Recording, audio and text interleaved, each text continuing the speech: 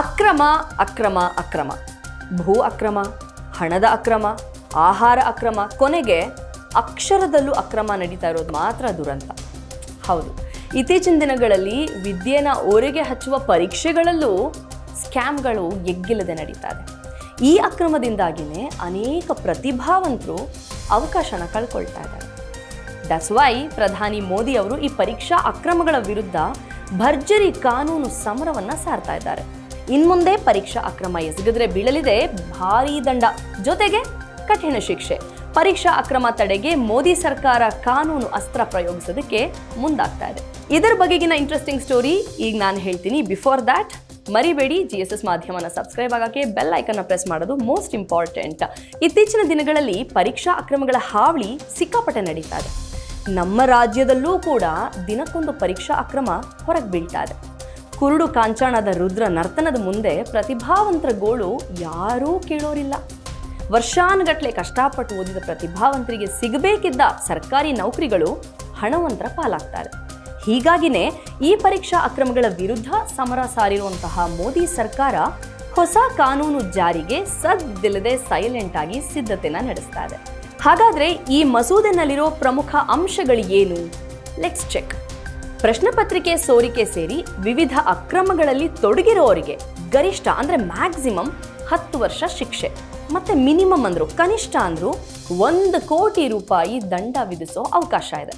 ಇನ್ನು ನಕಲಿ ಅಭ್ಯರ್ಥಿಗಳ ಹಾಜರಿ, ಉತ್ತರ ಪತ್ರಿಕೆಗಳ ನಕಲು, ದಾಖಲೆಗಳನ್ನು ತಿರುಚೋದು, ಮೆರಿಟ್ ಲಿಸ್ಟನ್ನು ಸಿದ್ಧಪಡಿಸೋದ್ರಲ್ಲಿ ಅಕ್ರಮ ಮಾಡೋದು, ಉದ್ದೇಶಪೂರ್ವಕವಾಗಿ ಭದ್ರತಾ ವ್ಯವಸ್ಥೆಯ ಉಲ್ಲಂಘನೆ ಮಾಡೋದು, ಪರೀಕ್ಷಾರ್ಥಿಗಳ ಸೀಟ್ ನಿಗದಿಪಡಿಸುವಲ್ಲಿ ಅಕ್ರಮ ಮಾಡೋದು, ಉದ್ದೇಶಪೂರ್ವಕ ನಿಯಮ ಉಲ್ಲಂಘಿಸೋದು ಪರೀಕ್ಷಾ ಅಕ್ರಮ ಅಂತ ಈ ಎಲ್ಲವುದನ್ನ ಹೊಸ ಕಾಯ್ದೆಯಡಿ ಪರಿಗಣಿಸಲಾಗುತ್ತೆ. ಪ್ರಸ್ತಾವಿತ ಈ ಕಾಯ್ದೆಯು ಪ್ರಶ್ನೆ ಪತ್ರಿಕೆಗಳನ್ನು ಸೋರಿಕೆ ಮಾಡೋರಿಗೆ ಕನಿಷ್ಠ 3 ರಿಂದ 5 ವರ್ಷಗಳ ಜೈಲು ಶಿಕ್ಷೆ, 10 ಲಕ್ಷ ದಂಡ, ಅದರ ಜೊತೆಗೆ ಕಠಿಣ ಶಿಕ್ಷೆಯನ್ನು ಕೂಡ ವಿಧಿಸುತ್ತೆ. ಸಂಘಟಿತ ಪರೀಕ್ಷಾ ಅಪರಾಧ ಪ್ರಕರಣಗಳಲ್ಲಿ 5 ರಿಂದ 10 ವರ್ಷ ಶಿಕ್ಷೆ, 1 ಕೋಟಿ ರೂಪಾಯಿ ದಂಡ ಬೀಳುತ್ತೆ. ಈ ಕಾನೂನಿನ ವ್ಯಾಪ್ತಿ ಕೇಂದ್ರ ಮತ್ತು ರಾಜ್ಯ ಲೋಕಸೇವಾ ಆಯೋಗಗಳು, ರೈಲ್ವೆ ಮತ್ತು ವೈದ್ಯಕೀಯ, ಎಂಜಿನಿಯರಿಂಗ್ ಮತ್ತು ವಿಶ್ವವಿದ್ಯಾಲಯದ ಪ್ರವೇಶ ಪರೀಕ್ಷೆ ಸೇರಿ ಈ ಎಲ್ಲ ಸಾರ್ವಜನಿಕ ಪರೀಕ್ಷೆಗಳನ್ನು ಒಳಗೊಂಡಿರುತ್ತೆ. ಇನ್ನು ಶಿಕ್ಷಣ ಸಂಸ್ಥೆಗಳು ಪರೀಕ್ಷಾ ಅಕ್ರಮಗಳಲ್ಲಿ ತೊಡಗಿದ್ದರೆ ಆಸ್ತಿಯ ಜಪ್ತಿ, ಜೊತೆಗೆ ಪರೀಕ್ಷಾ ವೆಚ್ಚವನ್ನು ಕೂಡ ಅವರಿಂದಾನೇ ವಸೂಲಿ ಮಾಡುವಂತಹ ಅನೇಕ ಕಠಿಣ ಅಂಶಗಳು ಈ ಮಸೂದೆನಲ್ಲಿದೆ. ಮೋದಿ ಸರ್ಕಾರ ಸಾರ್ವಜನಿಕ ಪರೀಕ್ಷೆ ಅಕ್ರಮ ತಡೆ ವಿಧೇಯಕವನ್ನು ಈಗಾಗಲೇ ಲೋಕಸಭೆಯಲ್ಲಿ ಮಂಡಿಸಿದೆ.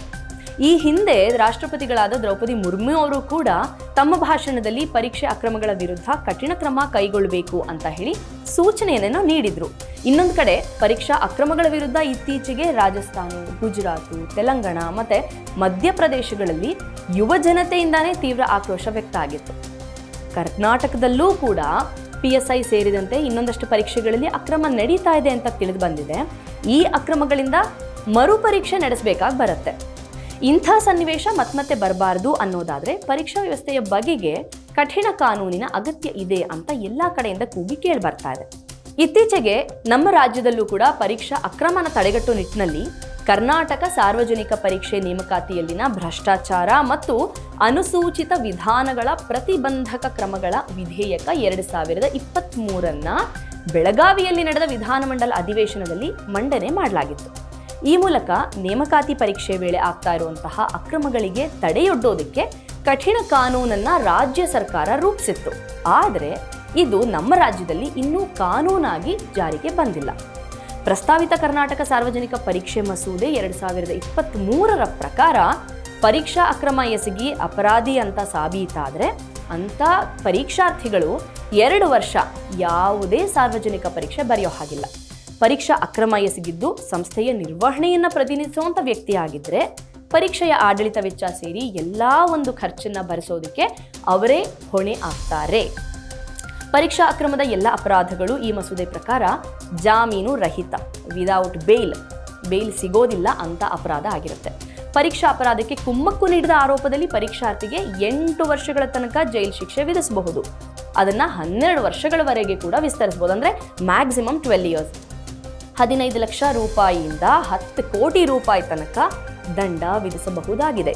ಸೊ ಪರೀಕ್ಷಾ ಅಕ್ರಮದಿಂದ ಆಗೋ ಅನ್ಯಾಯಗಳು ಬೇಕಾದಷ್ಟಿವೆ. ಅನರ್ಹರು ಉತ್ತೀರ್ಣರಾಗ್ತಾರೆ, ಉನ್ನತ ಸ್ಥಾನಗಳನ್ನು ಪಡಿತಾರೆ. ಅದರಿಂದ ಸಮಾಜದಲ್ಲಿ ಅನಾಹುತಗಳೇ ಹೆಚ್ಚಾಗುತ್ತೆ. ಸಾರ್ವಜನಿಕ ಬದುಕಿನಲ್ಲಿ, ಆಡಳಿತದಲ್ಲಿ ಅಕ್ರಮ ಜಾಸ್ತಿ ಆಗ್ತಾ ಹೋಗುತ್ತೆ.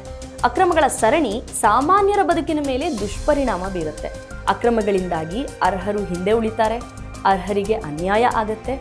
ಇದು ವಂಚಿತ ಅರ್ಹರಲ್ಲಿ ಅನ್ಯಾಯಕ್ಕೊಳಗಾದ ಭಾವನೆಯನ್ನು ಮೂಡಿಸಬಹುದು. ಸಮಾಜದ ಬಗ್ಗೆ ಆಕ್ರೋಶ ಕೂಡ ಹೆಚ್ಚಾಗಿಸಬಹುದು. ಹೀಗಾಗಿ ಪರೀಕ್ಷಾ ಅಕ್ರಮ ಎಸಗಿದವರಿಗೆ ಕಠಿಣ ಶಿಕ್ಷೆಯನ್ನು ನೀಡುವ ಮೂಲಕ ಅರ್ಹರಿಗೆ ಅರ್ಹ ಸ್ಥಾನಮಾನ ನೀಡಬೇಕಾಗಿದೆ. ಹೈ ಟೈಮ್ ಈ ಮಸೂದೆ ನಮ್ಮ ರಾಜ್ಯದಲ್ಲೂ ಜಾರಿ ಆಗಬೇಕಾಗಿದೆ.